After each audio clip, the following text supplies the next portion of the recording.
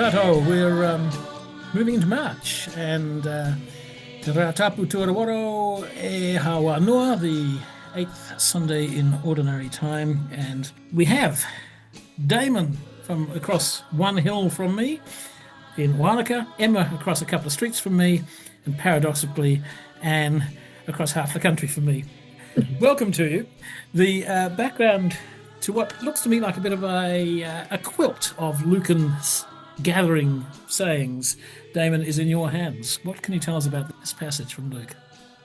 Thank you, Michael. Well, this is the third Sunday in a row that we've been in this particular section of Luke's Gospel, referred to by many as the Sermon on the Plain, and today's passage concludes that section. Last Wednesday, Gillian gave a bit of an intro into this section and made the contrast with Matthew's Sermon on the Mount, just noting that there's similarities and differences between the two. So I'm not going to repeat that, but I would like to make three just very brief comments. And as you said before, Michael, this is a collection of isolated sayings of Jesus that have been put together in this way by Luke. And what's really interesting is that their placement is different to that found in the Gospel of Matthew. And just for an example, verse 40 of chapter 6, where it talks about a disciple is not above the teacher. In Matthew's Gospel, it's actually found outside of his Sermon on the Mount. So it's just an opening point. A second one is that the sayings placed in different locations alters some of their meanings, which is a really good lesson or learning in itself. And again, just an example, the verse I just mentioned a moment ago in Luke's Gospel refers to the fact that disciples become like their teachers, like teacher, like pupil. And the point being, choose carefully your teachers. Whereas in Matthew's Gospel, where this same verse appears in Matthew chapter 10, the saying is a warning to the disciples that they can expect the same mistreatment as Jesus received. And the third point I just want to make it as a bit of context for this is that Luke's reason for placing these sayings all together may seem not immediately evident. However, one possibility is that they all relate to themes of character and influence, which perhaps could be useful for those who are thinking about what they might want to say this coming Sunday. Okay, thank you. And 2 weeks in a row, we've had this emphasis for preaching, I think, probably on, as we should from time to time, holding Matthew and Luke together because they're giving us some real different insights, valuable both. So, with that in mind, Anne, tell me what you find challenging. Every single verse in this passage and last week's and probably the week before.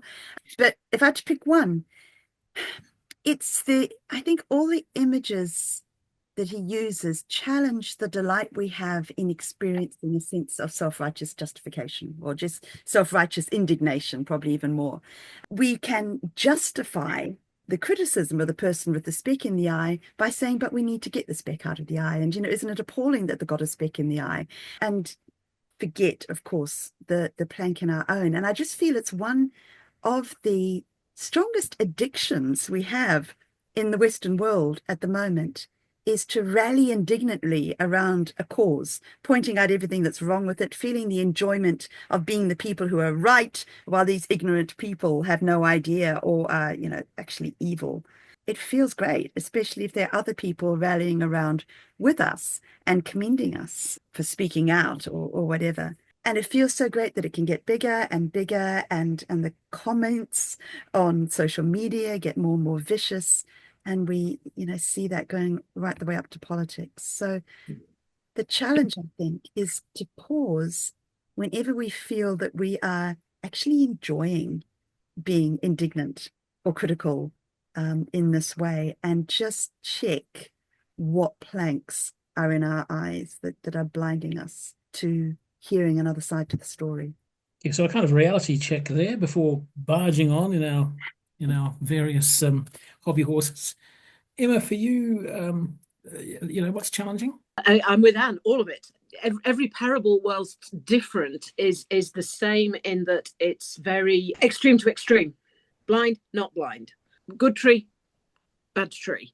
What about the people, the things that aren't actually that black and white? What about you're partially sighted? What about you people who are kind of getting there? What about the people who want to transition from one to the other? It's very instantly labeling and kind of judgmental. So you would have to use, I think, the language quite carefully in terms of explaining it to people and the wider meanings than that, because it would be very easy to simply look at that as black and white, and people can only be one thing or the other thing, and that's it. Very valid point. And so, yeah, we don't want lines in the sand and you know, taking sides. Damon, for you, challenge? Yeah, the challenge for me is quite different to Emma and Anne's wonderful contributions. I mean, I've had some wonderful teachers over the years. None of them have been perfect by any means, but they've been very influential in shaping the kind of person I am. And I think of my parents, I think of various school teachers and coaches, I think of youth leaders and Christian ministers, some great people. And I'm incredibly thankful for their input into my life and the way that they've shaped my values and my worldview. And now here I find myself, and I have been in this position for a good number of years, in a teaching role myself as a parent, as a priest, as a mentor to others. And this passage, especially those opening verses, remind me of the responsibility that I have. You know, the way I live my life, the words I speak, the decisions I make will have a bearing on what others become. And that's an enormous challenge, responsibility too, and privilege. Interesting, and it does dovetail with what Emma and Anne have said, and that there's that pause, a bit of self-scrutiny, a bit of So there's all sorts of dimensions, I think, which we're now going to try and find some good news in. And Emma, you're going to lead us off with some good news. I think that the good news is the variety of different images that can be used to tell a relatively similar story, that we are being prompted to examine ourselves. Where do we find that plank? How do we take that out? And if you're talking to someone who's not getting, not just in this list of parables, but on a more general basis, it's a great way of saying that if you're talking to someone who isn't understanding one image, there is always another image out there, or always another point of relevance for somebody, because each of those stories would have meant something personal and different to the people who are hearing it, as it does to us these days. And some of us resonate more with one of those images than another one. And yeah, there's more than one way to follow Jesus. There's more than one way to understand the teachings. There's more than one, not version of the truth, but interpretation. And I think that's really good news, because there's something for everyone. That's a fantastic angle to take on this, because we do tend to copyright our own truths and think that's it. Don't we? And the Gospels tend to tell us off a bit, maybe. They won't let us stay there. Damon, for you, good news. Yeah, I think the good news is that these sayings speak deeply and directly into our lives. And again, Christian faith isn't simply the utterance of words of a liturgy, nor the adherence to a set of beliefs designed and handed down by others. It's about everyday practical living, being willing, as we've already discussed, to look at ourselves in the mirror at all our imperfections, and asking ourselves, what is it that God is inviting me? What is God inviting you to be, to become? And beginning on that path of healing and wholeness. So I think that's incredibly good news. This is simple, practical advice on what it means to live life within the kingdom of God. And no matter what the size or shape of Jesus' actual sermon, or whether it was on a plain or on a mount, this would have been riveting stuff, I think, were we sitting there on that day. For you, good news. The good news is actually in the context as much as the words themselves. I mean, I think, or maybe we can think of it as two levels. I think the one level, the good news is that, Damon, I think that to me, the thing that combines all these sayings, you said character, and I'd go one level deeper and say integrity, which I think probably, almost synonyms in what you're meaning. But they're all about living with integrity, so that you are true all the way through to the core, like a tree that doesn't have a rotten core, that is solid. Or the image I always have in my mind of once leaning on my lounge wall in Australia and going through it because the white ants had eaten away everything behind. So the opposite of that, to be solid, whether it's our foundations or it's our fruit growing out of who we are in our essence. So, in that level, the good news can be that is what we are supposed to be to others, to be people of integrity in a world where people are hungry for integrity, trying to find truth in people because they can't find truth in facts anymore. But that's not really good news for us because that's just hard work. And so I think the context good news is Jesus didn't just start his ministry by giving all these instructions of how we should be. This follows chapters in which he healed, in which he welcomed people, in which he showed that he could see exactly who people were, and he loved them and welcomed them. So that's the foundation. That's the good news foundation on which we then can be good news to other people. So a plea for integrity. And if I can add an image, I drive past a lot of pencil poplars, which are often looking magnificent trees until you see them chopped down and see them absolutely rotted out from the inside. So the unity of what you say and what you do and all that integrity that Jesus is pouring into this sermon. Well, there's going to be, I think, some so what's here. And Damon, I've got you first for so what. Some of you may remember the movie that came out a few years ago, Bohemian Rhapsody. It was the story of Freddie Mercury and the band Queen. A great movie. There's a music of my growing up. Same era as Bob Dylan, I think, Michael, or close to that anyway.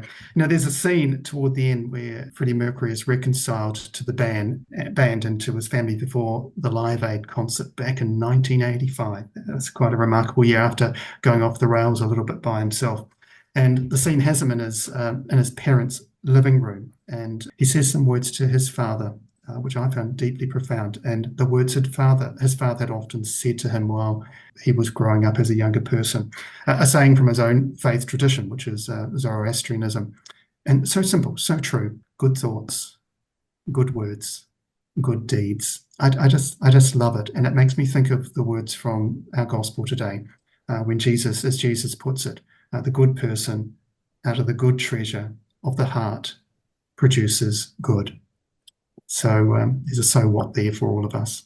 I've always had a deep respect for what I know of Zoroastrianism and that whole Persian tradition. So thank you for bringing that in. I've sort of drawing on an outside tradition, as Jesus does very often. Anne, need some so what from you. Well, so what for me is to come back to Jesus as our foundation again and again. And I guess ask, how much are we really trusting that love of Jesus that holds us? Can our foundations in Jesus's love help us to leave behind our desire to better ourselves by stepping on top of others, or to pretend, just to be able to rest and to lay bare the core of who we are so that Jesus can deal with it and make us become real all through. And given that we're getting very close to Lent, that for me might be a helpful image to go through Lent with. Lovely. Yeah, thank you. Emma, a final so what? The so what for me feels quite personal. The bit about identifying the plank in your own eye sounds really simple, doesn't it? Oh, yes, I'll just take a little look and see what I can find. But how are you supposed to look in your own eye when you've only got your own eyes to look with? It's something I'm constantly, having reinvented my entire life by moving to New Zealand and sort of started again. It's something I'm very consciously aware of in my own life, that I'm trying to reinvent the person I am now to be the person I would want to be, and it's really difficult. When you spot a plank, you can deal with it, that's fine. But I always go back to a comment that Mark's dad made at our wedding. Without marriage, everyone would go through lives considering themselves to be perfect. You need someone else to tell you when there's a plank, and that someone else, the one person you can rely on to tell you the truth, is your other half. So that's definitely something that I am working through and continuing to investigate and trying to find the planks.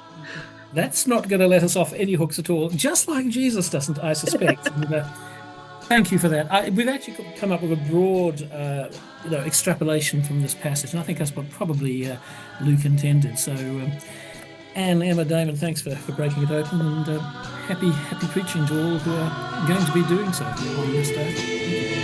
Thank you.